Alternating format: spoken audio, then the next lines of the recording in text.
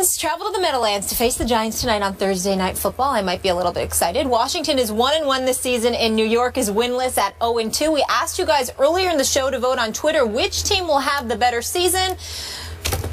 The results are in. 56% say the New York Giants. Mark Schler this year, our Super Bowl champ, who's shaking his head. He played 6 years with the Redskins, so I don't know if that has something to do with it. How are you, Mark? Just further proving the point that most people on Twitter are idiots. 56% choose the Giants.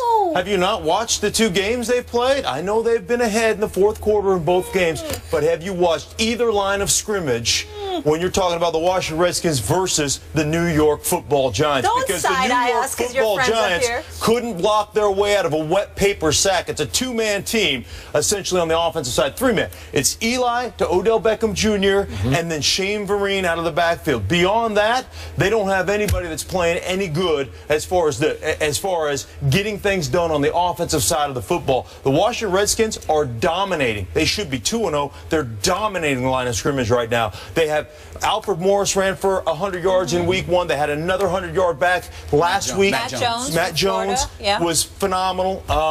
I'm telling you what, as long as they don't turn the ball over, their defense is playing great. I think they're #1 in the league as far as yards concerned on the defensive side and on the offensive side.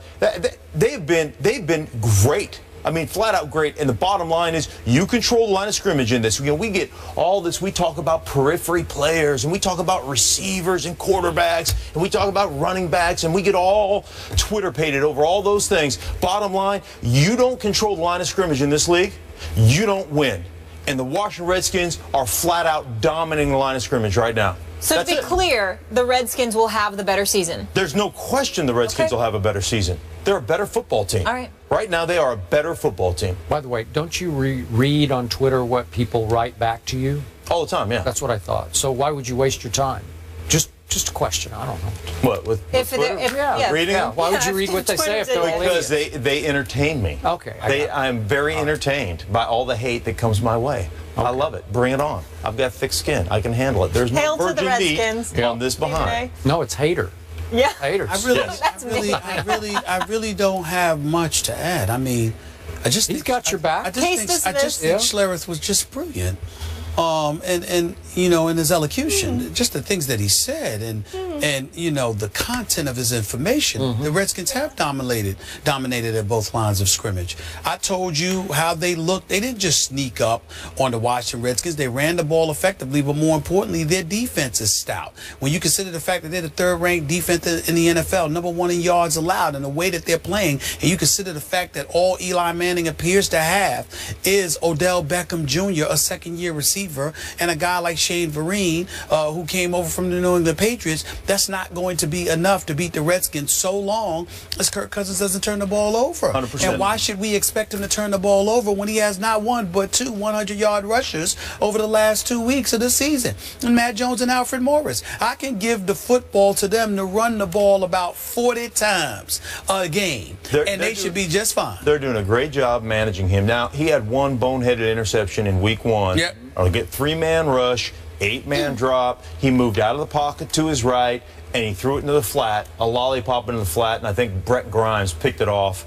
And it was just like one of those, like, dude, what are you doing? Beyond that, last week, the guy was great, controlled the tempo of the game, threw it to his tight ends on the crossing routes. He just made smart plays. I think he had 203 yards passing, something of that nature. Yes. But he doesn't need to. At 1 touchdown, as long as he doesn't turn the ball over, this team will win a bunch of football games based on the way they run the ball. Give me a bunch. Which Give me means a bunch. that happens. I need to hear a bunch. If that happens, 10, 11? Well, I mean, I'm talking about, you know, my expectations, let's say 9-7. Okay. 9-7? My expectations for the Washington Redskins coming into the season, I think, are very much like your expectations. Hey, if they win 4 games, I'd be, you know, like, hey, that's where they are. They're going to win a heck of a lot more than 4 games. The way they're playing right now, they got a chance. 9? They've got a chance to win. Yeah. Is that what we're saying? They got a shot. 9. Yeah, absolutely. I need to see more, but right now, based on what I'm seeing thus far, I wouldn't surprise if they go 9-7. And as much as we've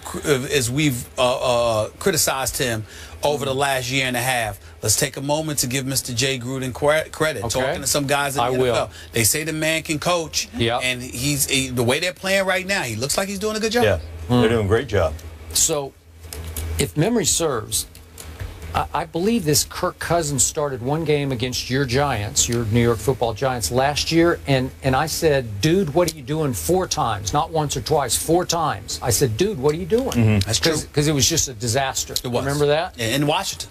Okay. It's horrible. And both times, Eli absolutely torched this pretty much this same Washington defense that's off to a very good start. And I will be the first to admit they have played better than I thought, though I must credit Mike Shanahan. He mentioned to me before the year started that this team's going to be a little better than a lot of people think. Right. He's dead right about that. And you're right about dominating the line of scrimmage, although this defense was up against a Ryan Tannehill in week 1.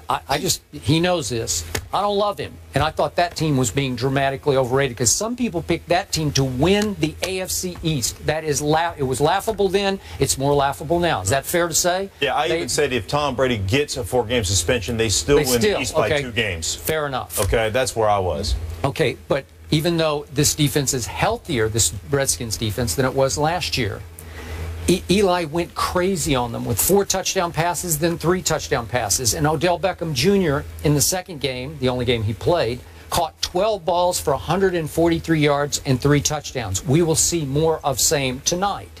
And I get you about what you're saying about lines of scrimmage, but I got to tell you, when you were up 10 on my Dallas Cowboys with 5 minutes to go, you have done something right in that game on opening night. That was 23-13, and you have to agree with me, they should have closed that deal. I mean, it was... Well, they should have closed the deal, but the Dallas Cowboys should have been up by 20 points. Okay. I mean, you would have, should have, could have. I mean, they were in position. The long fumble return, they had turnovers. It was one of those situations where it was almost their night. I agree. Yeah. But then you're up on the Atlanta Falcons, 20-10. A couple of minutes into the fourth quarter. That's pretty good. I don't think you can get dominated at the line of scrimmage and be up 20-10 on the Falcons. I'm just not sure of that. So they probably should have won both those games to be 2-0.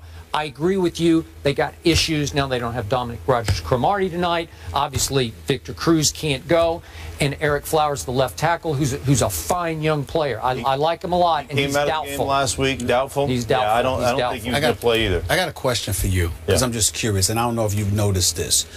Last week when they played St. Louis, Redskins started 3 tight ends. Yeah. They started Reed, they started Carey and McCoy. Could you explain why that is?